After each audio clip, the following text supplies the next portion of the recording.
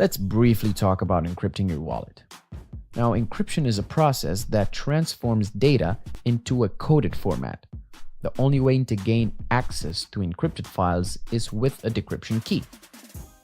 Now, luckily, the Bitcoin client has the option to encrypt your .dat file upon creating a wallet. This is also true for other wallets. It uses AES-256-CB to encrypt your private key and assign a passphrase. Consider it an extra password. This can also be achieved manually, but it does require computer programming knowledge, and that is, of course, all on its own. Still, keep your decryption code safe, out of the reach of unwanted guests. Having a photographic memory might help you if you don't want to write anything down.